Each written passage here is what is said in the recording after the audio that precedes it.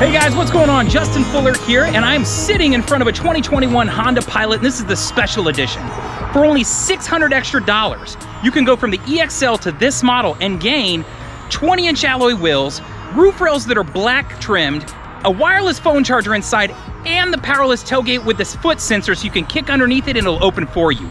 Let's check this car out. All right, so I'm outside of the 2021 Honda Pilot, and this is the special edition as I mentioned, and this is a black on black edition, so it's nice and sleek looking.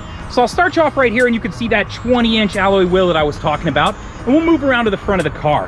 Now, as we move to the front fascia, I'll point out that you've got LED daytime running lights, and you've got your standard setup for your halogen beams, and then down low, you've got LED fog lights. Now, the grille on this car has been blacked out, so you've got a nice finish to it.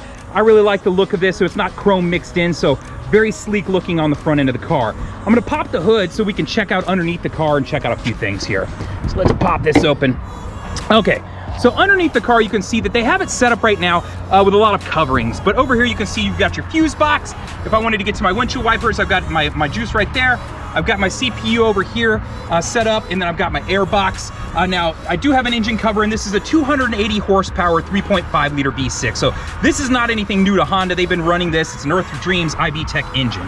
Now, the one thing I will point out that I don't like about this is you'll notice back here, to get to that battery, which is right down in there, you do have to take this plastic piece off, which there are clips and it's not that bad, but I just wanted to give you a heads up on that.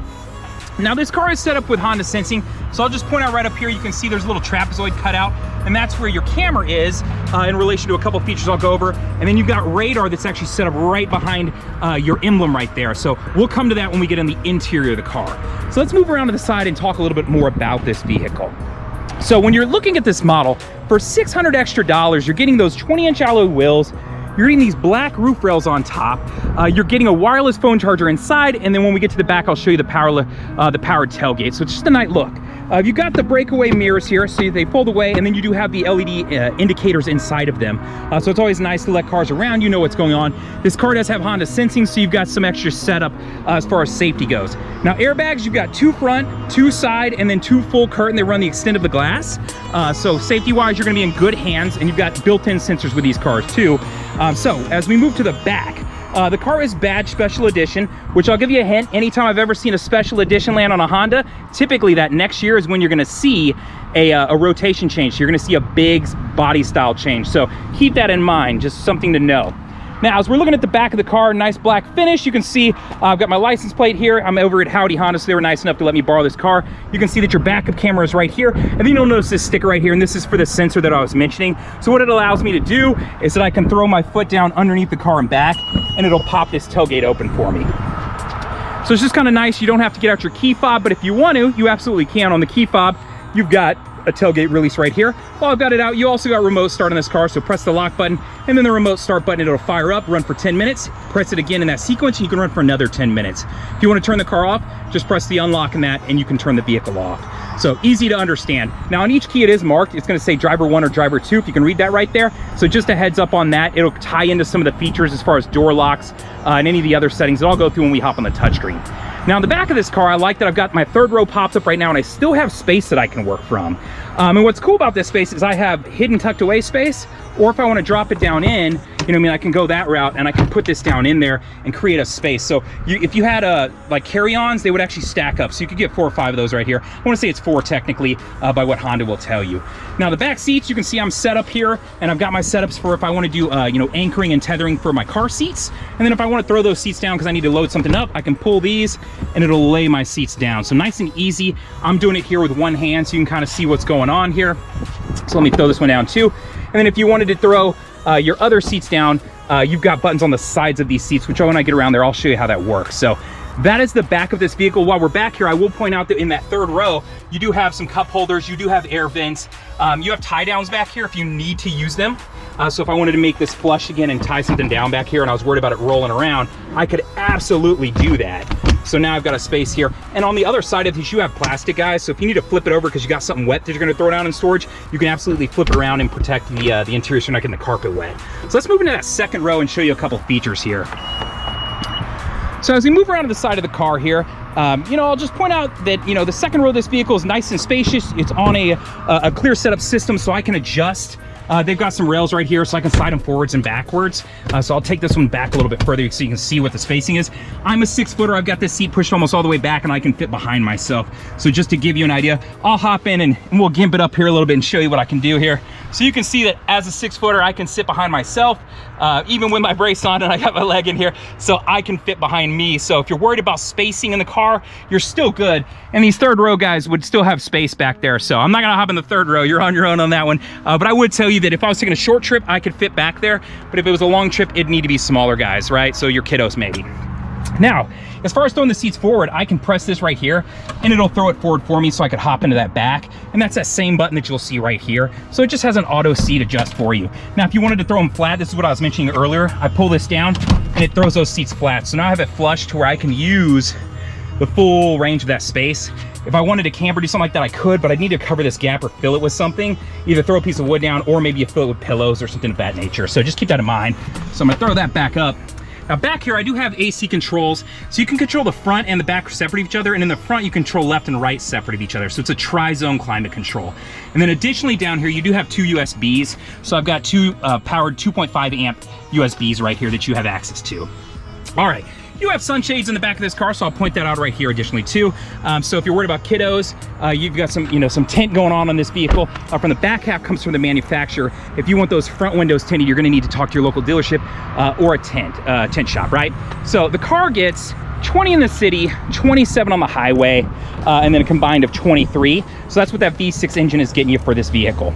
Now, in this model, one thing I forgot to mention is a part of that $600 extra, you are getting the memory seating here. So it's really nice that you get that. So on the EXL model, typically you get the leather interior, you get a powered seat down here, which you can see, and a 4-way powered over there. So you're just getting the additional lumbar support right here. So it's just kind of nice from that standpoint. But having this memory seating and having the, you know, the wireless phone charger are typically in that touring model, which the jump between EXL and touring is about $6 grand. So this is a really nice in-between for only $600 extra. So over here on the door, I'll point out a couple of features. I've got my window controls, my door locks, my window locks, my memory seating. So when the car is cranked up, all I got to do is press set, these will flash, and then select it once I have it set to however I want. And then down here, I do have a powered tailgate release, right? And then I've got my gas. And if you're looking to get to your hood is gonna be right there. So I got a kick pedal right here for my my emergency brake, so just keep that in mind. You kick it all the way in and then press a little bit and let it out to remove it. So you don't have like a handbrake or anything that you're gonna see over in this area. So let's hop inside the car and let's go over some features. I'll walk you through the touchscreen and kind of go over some different features that I like to set up for people. And then we'll go on a test drive and I'll kind of walk you through, hey, what's this car comparing to out there in the market? How does it drive? Is it safe? Is it quiet? You know, does it get road noise? And how do those safety features that we're gonna go over here in a second work? All right? All right, so we're in the interior of the car, and the first thing I want to do is start on the left side of the dash. So as we look down over here, I want to point out a couple different features, and these are related to Honda sensing. So these are some of those corrective driving and braking features that Honda offers now in these vehicles. So the first one I want to point out here is road departure mitigation. And you'll notice it's a car with an icon, and if the LED is on, it's letting you know that the vehicle is actively using that technology, right? So what this is if I start to go to drive off the shoulder of the road, it's going to be an audible alert, and then it'll actually start to shake the wheel to say, hey, wake up, pay attention. And you can affect those settings if you want to turn 1 or 2 off, or if you want to turn it completely off, you just press and turn this off, right? So that's road departure mitigation. Now above that is your forward collision braking system. So kind of what it sounds like, if it's looking like I'm gonna hit another car, it'll give me an audible alert in the car, it'll actually flash in the dash, and then it'll actually start to apply the brakes to help prevent this accident. So that's what's going on with this, and you can turn that feature on and off. Now it's always on by default, but if I press and hold, it turns off for me, right? So I gotta press and hold again, and it's back on, right? So you're not gonna accidentally bump this one and turn it on or off, so just be aware of that. Now the one next to it is Vehicle Stability Assist. This has been in Hondas for some years, and what it is if you go into a skid, it's gonna transfer power to whichever wheel is getting better traction, so it's gonna help out as far as skids and things of that nature. Now moving up a little bit is gonna be your mirror controls, and I always like to point out that you have your left control and your right control, and then you adjust on the pad. Now something I wanna point out is if you have it in the middle, and you throw the car in reverse, nothing happens, right? So very simple, I throw it in reverse, I see my backup camera comes on here, and I back up. But if you want one of these mirrors to fold down, if I flick this over to the left side, what it's gonna do for me is throw that mirror down every time I throw it in reverse. Or if I move over to the right side and I flip it to the right side, it's gonna flip down that right mirror. Now, what you actually just heard right there was perfect timing. A golf cart drove by, and on my backup camera, I've got what's called cross-traffic monitoring. So what it did was it gave me an audible alert and showed me an arrow where the golf cart was right over here, just letting me know, hey, if you're backing up, there's a vehicle there, be careful, there's somebody coming. So this works really well if you're stuck between two big SUVs or trucks and you're trying to get out and you just really don't have that visibility. So that's cross-traffic monitoring while we're talking about it. Now, I'm gonna move back over to this side and just talk about the econ button, which is this green button right here. So when I engage this button, you're gonna see a green leaf appear up here, right? So you can see it flashing at you. Now, it's gonna improve gas mileage, but it's gonna do a couple things. It's gonna limit the AC controls, and it's gonna affect your accelerator, so it's not gonna take off and go quite as fast. So that's what the econ button is, and it's kind of a give and take system, so just be aware of that. You know, the car, like I mentioned, gets 20 in the city, and I wanna say 27 on the highway, so your combined is 23. So this can help beyond that. Now, moving up onto the steering wheel, let's look at some different controls here. So right here, I'm gonna point out that you've got your volume controls right here, your home button, which is gonna pull to this screen right here, and then you can toggle with these arrows right here and select. So if I toggle right here, you're gonna see a lot of different options. So trip computer, phone, now playing, maintenance. On my maintenance, I'll point out that it will show your tire pressure and it will show per tire. So it's a really nice feature to know. A lot of cars don't always offer this, and I like that this one does. And then it gives you your oil life.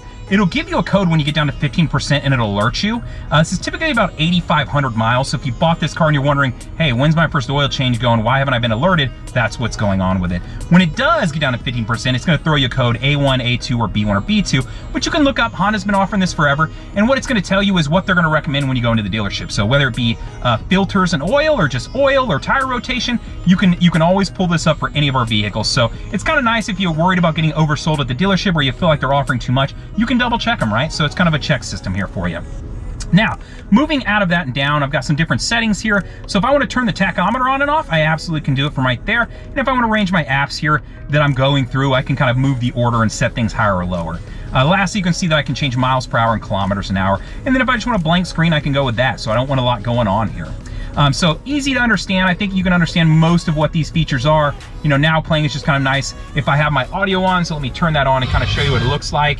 So Hair Nation is up on this one right now. But what I really like is I can press up and down and it'll let me change between all my audio options, right? So FM, AM, USB, Bluetooth, you know, my social playlist, if I'm connected up to Wi-Fi with my friends, we can all add songs to a playlist. You know, I can store music to this car. So just all these different things that I can do. And storing music, you go through your USB, plug in a thumb drive and you can upload music, or you could just upload a whole bunch of music onto USB and be able to play off of that. So it's just kind of a nice add-on that you can do with this car. So that's kind of how the audio works. So that was the general gist of his. And then you have your Bluetooth control. So to answer a call, to hang up, and voice command, you know, voice command plays a role with Apple CarPlay and Android Auto. So if you're not familiar with those, you can plug your phone into the USB. And I actually just read that for Androids, I want to say it's in the next year, they're going to set up to where you don't have to plug your phone into the USB down here. And you're going to be able to connect up to the car to Apple CarPlay or Android Auto. Now, what that allows you to do is access things like, you know, your navigation systems, so Waze, Google Maps, Apple Maps, like whatever your preference is, but also your music. So if you use Spotify or Pandora, or you listen to podcasts, you're gonna have a lot of access onto the touchscreen. So you can control everything up here from the screen. You don't have to pick up and mess with your phone. So it just allows that integration, and you can still receive phone calls and texts and all those things.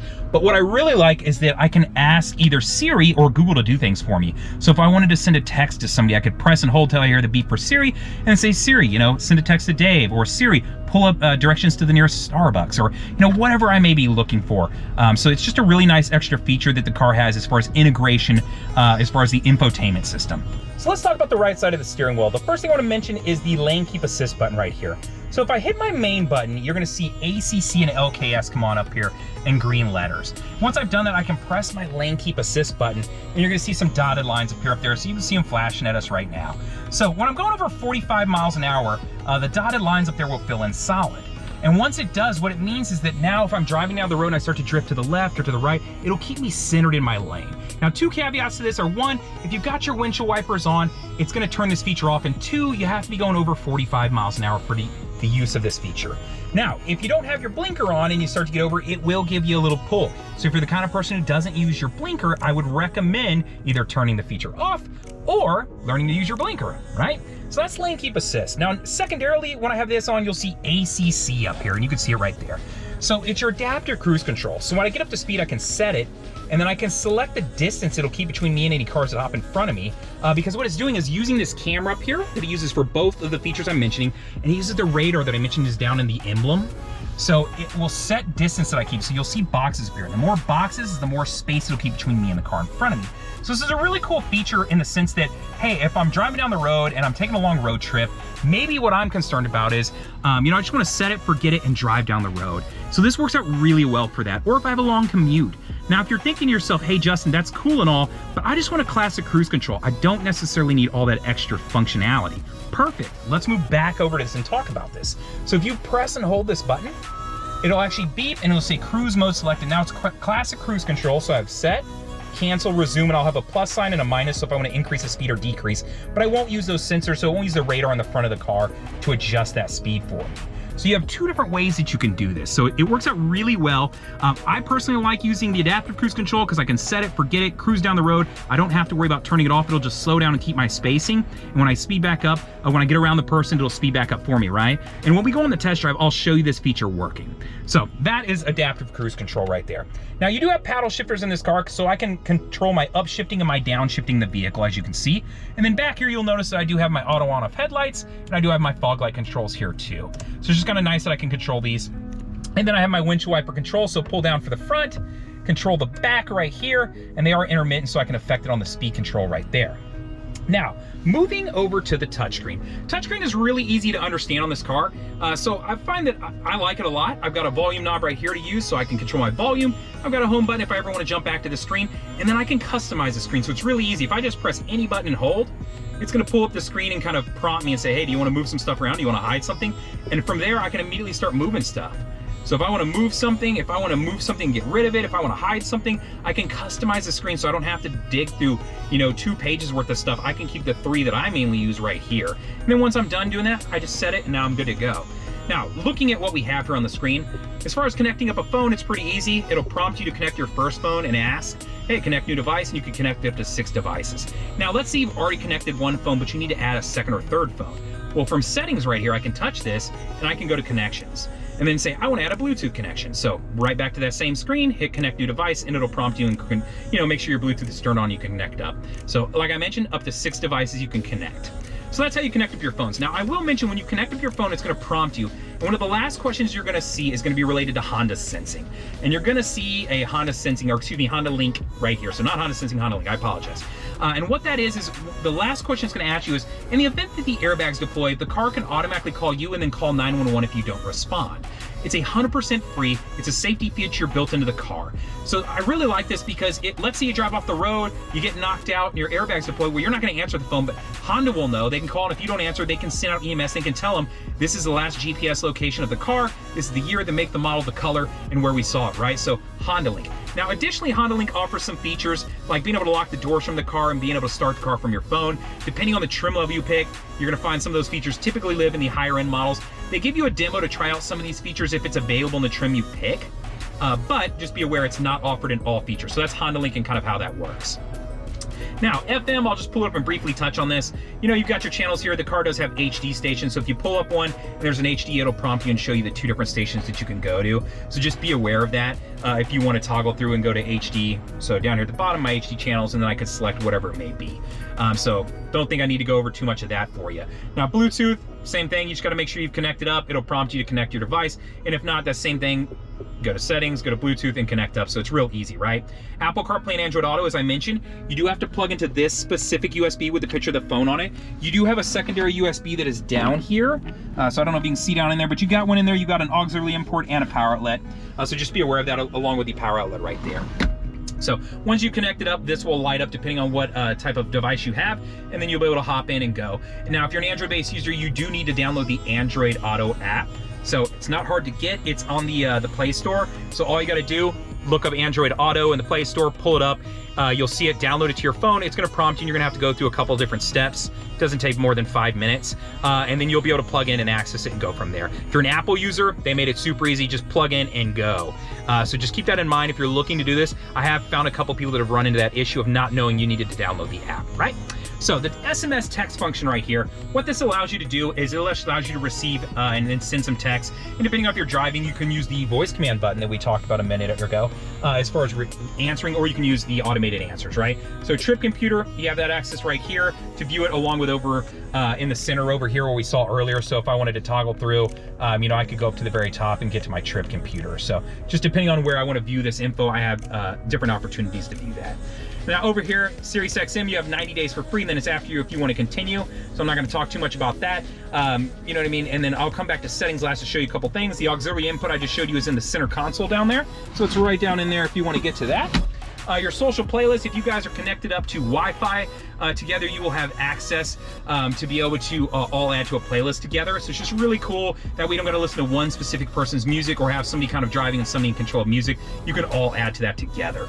Now, My Music right here is where you have the option to download music to the car, and what you would do is plug into the USB drive. Now, whether you wanna plug it in and just play off of it or you wanna actually download the music is up to you. So just be aware of that. Now, Honda Link we talked about, so I'm gonna move back over here and just talk about a couple different settings that I really like.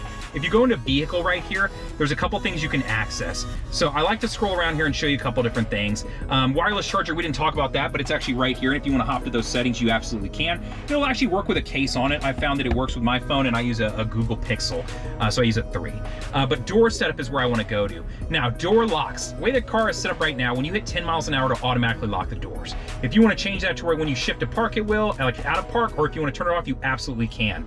The other one is auto door unlock. So this one comes into play for like my family, where my dad will turn off the car and then it doesn't unlock until he opens his door. And it's kind of a pain in the butt because he likes to get his stuff together. Well, what if we set it to where when I shift to park, it turns off, you know, it automatically unlocks all the doors, or the minute the ignition gets turned off, it unlocks all the doors. So the rest of us can kind of get out of the car as that one person kind of gathers their things to get ready to get out.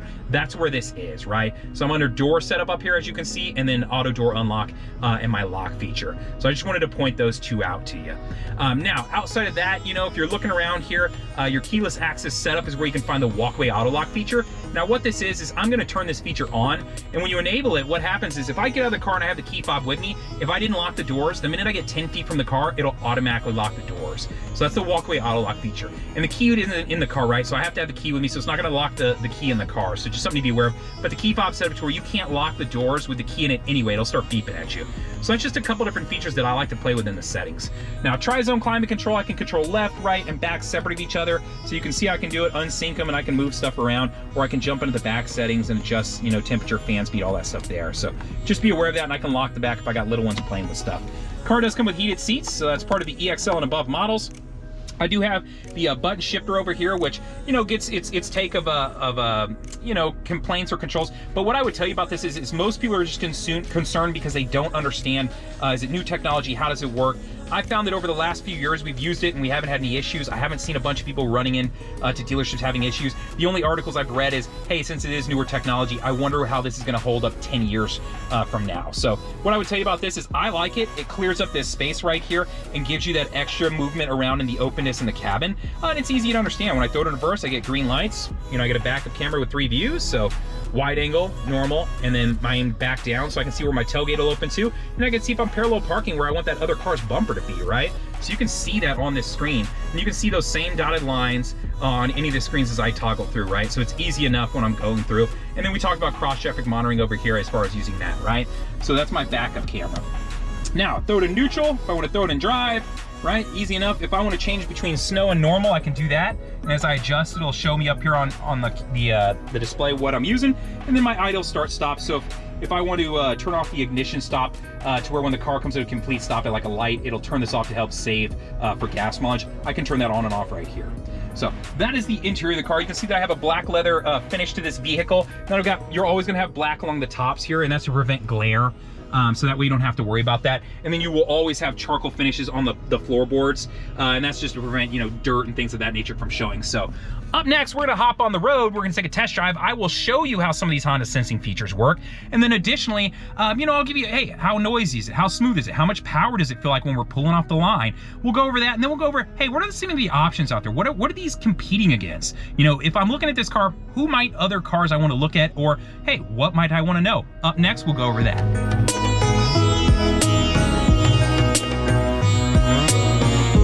All right, guys, so I'm inside of this 2021 Honda Pilot, and this is a special edition. So we're gonna take it for a drive. We're gonna go over a couple different things and let you know what we think here. So the first thing I'm gonna do is I'm coming up to a stop sign, and I'm actually pulling on the access road next to a highway. So it gives me a great opportunity to really kind of gun it and see, hey, what kind of pickup and go do we have in this V6? So standard 3.5 liter V6 in this car. It's 280 horsepower. It's Earth Dreams technology, so it's the same engine that Honda's been using for quite a while, so it's pretty tested. So as I gas and go, 9-speed transmission, I'm moving through, and I'm quickly up to 60 miles an hour that quick. So if I needed to get on the highway or get around somebody, I absolutely could do that in this vehicle. So it gets moving quickly. I've got the power that I need. Outside of that, I don't think you're gonna want to drag race against anybody special, but I can definitely get off the line a lot quicker than a lot of the vehicles in case I come up, I read my navigation wrong and I need to get 3 lanes over in the next 100 yards. I could do it in this vehicle. So once we come around the corner up here, the next 2 things I'm gonna test are the lane keep assist feature, which we went over earlier, and I'm gonna check the adaptive cruise control. So easy to set up. All I gotta do is make sure my main button is on, which it already is for me. And so it'll actively start reading the lines for lane keep assist to keep me centered here. And then secondarily, I can set my cruise control settings so that it will, you know, keep track of the car in front of me, slow me down and speed me up to keep my designated spacing. So let's get out of this miniature lane right here that's going to end and over into a lane, and we'll check out how both these features work. So once I get going over 45 miles an hour, I have the ability to start using lane keep assist once it picks up the lines on the road. So I'm gonna have to actively wait for it to read those. But as I get moving, I'll be able to get on the highway and we'll be able to test both of these features at once. So it's just kind of nice to know that I can do that. So the first thing I'm gonna do is jump over to my adaptive cruise control mode so that I can test this feature. So let me hop over a lane here and we'll get up onto the highway. We'll get going up to speed, and that way we can test out this feature and make sure, hey, does it work well? How does it work? So I'm gonna go ahead and set my speed here, and I've got it set to 63, and I have some big space set for me, and it immediately starts slowing me down. I'm down to 54 miles an hour. So it's gonna pull me back, keep my spacing. I don't have to touch the gas or the brake, and it'll keep me going. So once it hops on here, I can see that it's actively picking up the lines on the road now. So it'll allow me to use lane keep assist additionally too. So we'll test out that once we get on and finish merging here onto the highway. As we move down the road, these features, I don't imagine that they won't work well, but I always like to test them just because Honda's been using them for quite a while. So let's hop one lane over here. We'll allow the car to pick up speed for me. I'm gonna increase my speed up here and allow it to 68. It's still gonna keep my designated spacing between me and the car in front of me, but now lane keep assist is working. So if I start to drift to my left or the right, it's gonna keep me centered. So I'm gonna hover my hands over the steering wheel here, but as you can see from the back camera as I jump over, it's gonna keep me going here. So you can see it just lost track of the road and it gave me an alert, so I've gotta get going here again. So it's not gonna drive the car for you, right? This isn't a self-driving vehicle, but what it will do is actively read lines on the road to help keep you centered. So if you got distracted or something happened, you know, like right now, maybe somebody said something to me and I wasn't paying attention, it'll read this road for me and keep me centered. Anytime that it doesn't read the road, it'll throw me an alert down there and let me know. So it'll pop up here real quick. I have the audible part of it turned off, or it would beep at me additionally too. So adaptive cruise control is working great. Lane keep assist works pretty well. You know, I'll have the occasional spot where it'll drop out, and that's just because it's using a camera up top to read the lines on the road. So if it can't pick them up, or if the lines aren't that well defined, which on this road, they're actually pretty well defined, you have to be aware of that, right? And if it's raining, it's gonna turn that feature completely off if you have your windshield wiper blades on. Now, as far as the quietness in the cabin, this is actually a really quiet car for Honda. It's second to probably the only other car I would say would be the Odyssey. And that's just because I think the Odyssey has a little bit more padding inside of the car as far as lining the doors and everywhere to keep it a little bit quieter. But the difference between the two is very slim. The reason I mention that is because a lot of people who are looking at the Pilot are also considering an Odyssey. Maybe they're, hey, am I going, you know, minivan, or can I not let my pride do it and I really want an SUV? Maybe, maybe not, right? Now, if you're comparing this to other SUVs out on the market, probably I would say that one of your biggest competitors that you're gonna look at is gonna be the Toyota Highlander, right? As far as reviews and what you can look at out there, if I can ever get my hands on one, I'll absolutely review it for you. But what I've seen about this car, and I've driven some of the older models, is that the infotainment system has been the same for the last 5 years, so it's not the greatest. So a lot of people find it a little bit clunky. As far as interior spacing on the car goes, the Toyota has a little bit more space, so a couple extra cubic feet. But as far as seating goes, the Honda has a little bit more. So it's kind of a give and take system when it comes to those two different things. So in relation to the cars, they start off at about the same price.